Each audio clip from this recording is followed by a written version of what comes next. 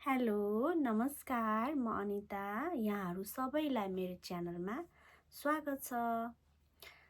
A, म चाहिँ नुहाएर अलिकति फ्रेस भएर बसेको छु। आज चाहिँ एकदमै के भन्ने मेरो उदासीको भिडियो छ आज चाहिँ हजुरहरूलाई। आशा गर्नुहुन्छ मन पराइदिनुहुन्छ होला र मेरो भिडियोमा जति नै गन्थन भए पनि केही न केही हजुरहरूले सिक्न सक्नुहुनेछ। तर गन्थन चाहिँ अब अल्छी नमानिकन सुनिदिनु पर्यो, हेरिदिनु पर्यो। केही न केही चाहिँ हजुरहरूको लागि अवश्य हुनेछ। अन्तिमसम्म भिडियो हेर्नुभयो भने केही न केही पाउनुहुनेछ। आजको भिडियो पनि त्यस्तै छ। अब कहाँबाट सुरु गरौँ है? कस्तो मेरो चाहिँ माइती है, माइतीबाट स्टार्ट गर्छ है। मेरो चाहिँ माइती ठाउँ चाहिँ म भन्दिनँ। मेरो माइतीमा चाहिँ हुन त ठाउँ भनेर केही भएन। मेरो माइती चाहिँ बुढानीकण्ठ हो। त्यहाँ चाहिँ अब हामी लोकलै हो, हामी कहीँबाट अन्तबाट बस्न आएको त्यस्तो केही पनि होइन। अनि हामी चाहिँ मेरो माइतीमा चाहिँ अब हामी त्यहाँको लोकल भएको हुनाले अब अभियसली खेतीपाती त भइहाल्छ। खेतीपाती पनि छ र खेतीपातीमा मलहरू राख्नको लागि हाम्रो घरमा चाहिँ गाईबस्तुहरू पाल्ने गरेका छौँ भनौँ न। अनि त्यसपछि गाईबस्तुहरू पाल्ने गरेका छौँ। अनि मेरो त्यहाँ चाहिँ दाइ भाइ भाउजू बुहारीले चाहिँ आमा बुवालाई अब भयो पर्दैन, अब यस्तो धेरै वस्तुभाउ पाल्नु पर्दैन, धेरै त होइन, एउटा दुनो गाई हुन्थ्यो।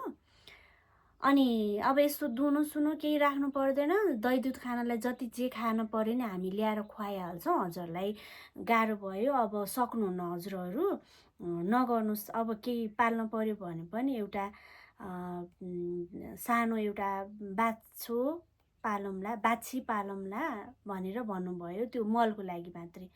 अनि त्यसपछि उहाँहरूले त मान्नुभएको थिएन होइन, हामीलाई त दही दुध खानुपर्छ, घरको दही दुध खाने बानी छ, खानुपर्छ भन्नुभयो। अनि त्यही पनि अब छोरा बुहारीले भनिसकेपछि त अब मान्नु परिहाल्यो। अनि ल त ल भनेर केही समय चाहिँ पालिएन के, एउटा सानो बाछी ल्याएर राखेको थियो। बाछीलाई यति यति घाँस भए पुगिहाल्यो, खासै काम पनि नहुने। अनि त्यसपछि चाहिँ अनि अलि समय बित्दै जाँदाखेरि अनि आमा बुवाले चाहिँ होइन हामी त गर्छौँ, अब तिमीहरू आफ्नो आफ्नो काम गर। किन दाइ भाउजू अब अब उता छोरा बुहारीहरूले चाहिँ अब आफ्नो बिजनेस आफ्नो काम कुराले गर्दाखेरि केही हेर्न नभ्याउने भएको हुनाले आमा बुवालाई गाह्रो हुन्छ भनेर भन्नुभयो क्या त्यो कुरा चाहिँ फेरि। अनि त्यसपछि आमा बुवाले होइन तिमीहरू आफ्नो काम गर, तिमीहरूले के गर्नुपर्छ र हामी गरिहाल्छौँ, हामी यत्तिकै बस्न त सक्दैनौँ, हामीलाई त झन् गाह्रो बोर लाग्यो, त्यो बाछीलाई कति घाँस काट्ने, यति घाँस काटे पुगिहाल्छ, त्यसपछि हामी के गर्ने, होइन दही दुध पनि खानुपर्छ भनेर भन्नुभयो। अब दही दुध त अब घिउ पनि केजीका केजी ल्याएर राखिदिनु हुन्थ्यो। दही दुधहरू किनेर मजाले खुवाइरहनु भएको थियो। त्यही पनि त्यो बानी के अब चित्तै बुझेन क्या उहाँहरूलाई। अनि त्यसपछि गाउँघरमा एउटा पहिलो बेते गाई ब्याउनी रहेछ। अनि त्यसपछि उहाँहरूले चाहिँ अब पाएदेखि अरूलाई दिने जस्तो उहाँहरूले चाहिँ कुरा गर्नुभएको रहेछ। र बुवा आमाले चाहिँ गाउँघरकै गाई रहेछ, लिएर आउन त भनेर बुझेर उहाँले ल्याउनु भयो होइन, ल्याउनु भयो। अनि त्यसपछि त्यो गाई ब्यायो। अनि फेरि दुध यति मिठो है, अनि घिउ पनि मजाले लाग्ने क्या। अनि उसले चाहिँ बाछो बर भन्छ नि है, बाछो पायो भनौँ न। अनि त्यसपछि अनि एक दिन चाहिँ आमाले मलाई फोन गर्नुभयो बेलुका। म चाहिँ खास आमालाई कहिले फोन नगर्ने क्या, जहिले नि आफैले गर्नुहुन्थ्यो। पहिला त म स्कुल जान्थेँ, आमाले जहिले बेलुका फोन गर्ने। अहिले चाहिँ अब घरमा भयो नि म फोन गर्दिनँ, किन भन्दाखेरि अब फोन गरेको त्यो मिस कलहरू उहाँलाई थाहा हुँदैन। अनि त्यसपछि आफूसँग मोबाइल छ भने उठाउने, त्यही पनि काम यताउति त्यो चुग्लाएर बस्ने बानी छैन क्या, कहिले यता कहिले उता। अनि त्यसपछि एक दिन बेलुका चाहिँ मलाई फोन गर्नुभयो। फोन गरेपछि चाहिँ अनि मैले आमालाई भने निन्द्रा लागेको हो भनेर सोधेँ। अनि होइन भन्नुभयो। अनि सन्चो छैन हो भनेर सोधेँ। अनि सन्चै छ भन्नुभयो।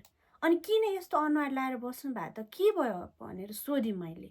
अब फेसबाट थाहा हुन्छ नि त। अनि के भयो भन्नु, हेर्न हिजोदेखि गाईले केही खाएको छैन भनेर आँखाभरि आँसु बनाएर पिरलेर बसिरहनु भएको।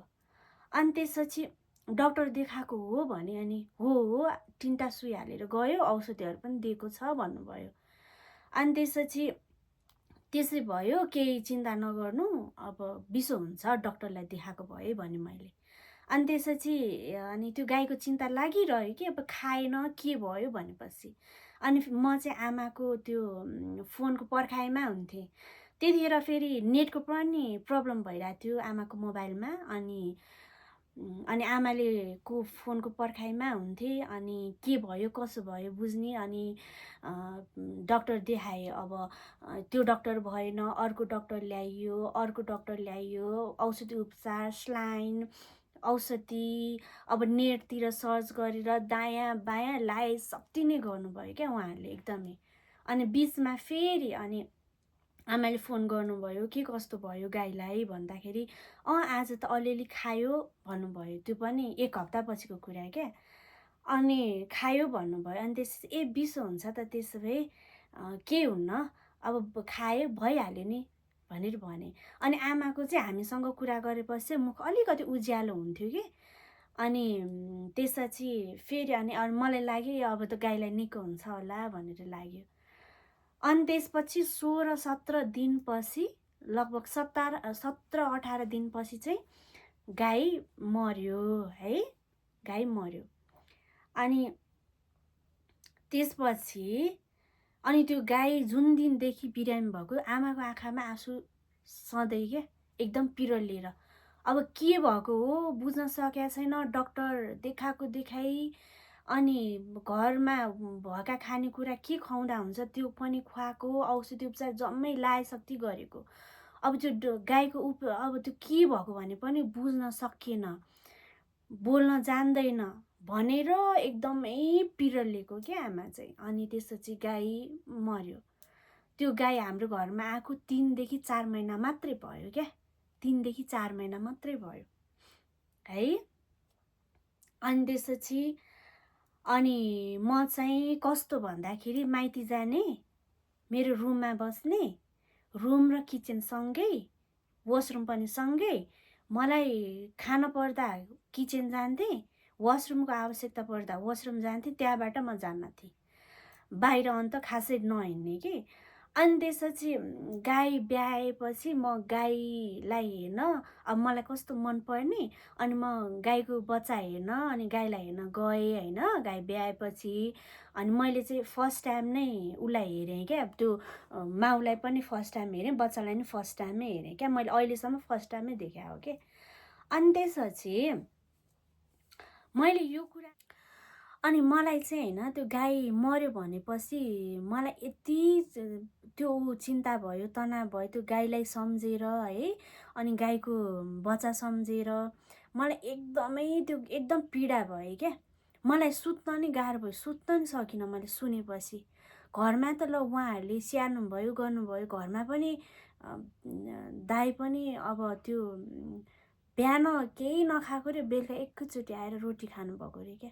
आमा बुवालाई बिरामी भएदेखि तनाव चिन्ता होइन, एकदमै त्यो पीडा भएको क्या सुनेपछि। अब मैले जम्मा एकचोटि देखे पनि मलाई त्यति धेरै के हो, यत्रो मेरो कुरा गन्थन सुनाउनुको कारण के हो अब आउँछ सुन्नुहोस् है। अब मेरो आमा बुवाले त ल 3 महिना 4 महिना कति महिना उहाँहरूले हेर्नुभयो, स्याहार्नुभयो, अट्याचमेन्ट त्यो भयो होइन, माया ममता जाग्यो। तर मैले त एकचोटि मात्रै देखा हो नि त। अब सुन्नुहोस्, मेन कुरा आउँदैछ हजुरहरूलाई होइन। अहिले चाहिँ के भइरहेछ भन्दा केटीहरू केटा भएर हिँड्ने होइन, केटाको जस्तै ड्रेसअप गर्ने, कपालहरू छोटो राख्ने, उनीहरूको स्टाइलै केटाहरूको जस्तो बनेर हिँड्न थाले केटाहरू। गर्ल्स आर ह्यान्डसम, उनीहरू ह्यान्डसम हुन थाले है। अनि बोइज आर बिकमिङ के भन्छ, बोइज आर गेटिङ ब्युटिफुल क्या। केटाहरू चाहिँ सुन्दरी राम्री हुन थाले, नङ पाल्न थाले, ट्यापक्क परेका प्यान्टहरू होइन, प्यान्टहरू ट्यापक्क परेका प्यान्टहरू लगाउन थाले, कपालहरू लामो राख्ने होइन। अनि केटी पारा देखाउन थाले क्या केटाहरूले चाहिँ। अनि केटीहरूबाट चाहिँ केटाहरू जोगाउन मुस्किल पर्यो है। अनि त्यसपछि मान्छेहरू कस्तो हुन थाल्यो भने राक्षस हुन थाले कि, राक्षस स्वभाव देखाउन थाले। अनि रोबर चाहिँ मान्छेको साथी हुन थाल्यो। अनि धनाढ्यहरू चाहिँ उनीहरू चाहिँ झगडालु बन्न थाले, धनाढ्यहरू झगडालु बन्न थाले। अनि गरिबहरूले पसिना बगाउँथे तर अहिले रगत बगाउन थाले।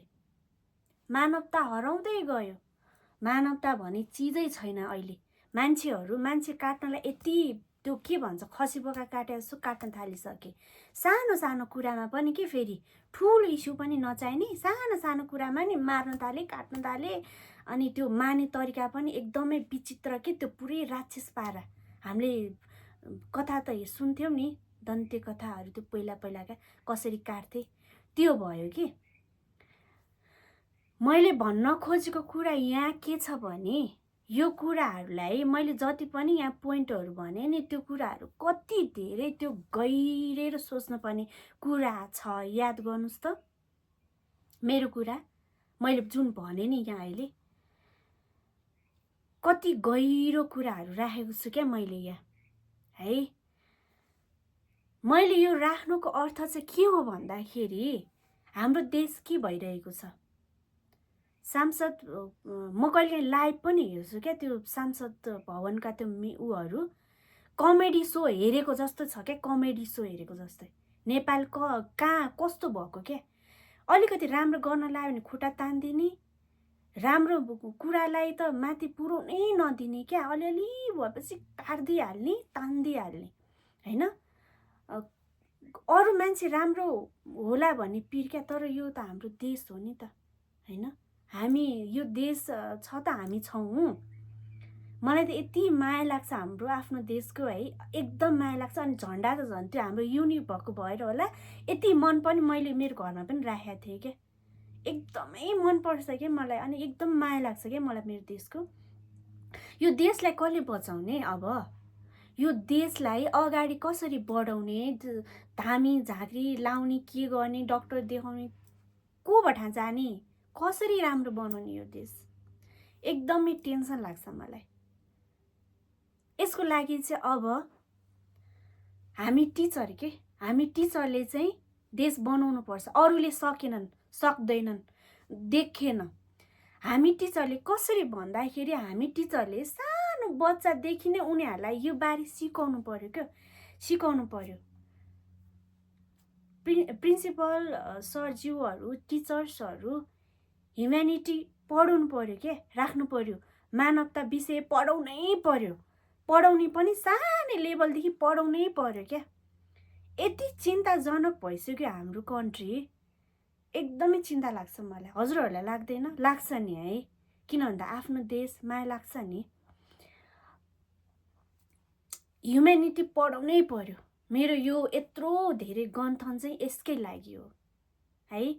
हामीले सानोले बच्चादेखि नै पेरेन्ट्स हजुरहरूले पनि आफ्नो सानो बच्चादेखि नै बच्चालाई अहिलेदेखि सिकाउनुहोस् क्या मानवता है, बिन्ती छ। मेरो भिडियो हेरिदिनु भयो लास्टसम्म, अन्तिमसम्म धेरै धेरै धन्यवाद। हस् त, नमस्कार। Love your self and love your country, okay.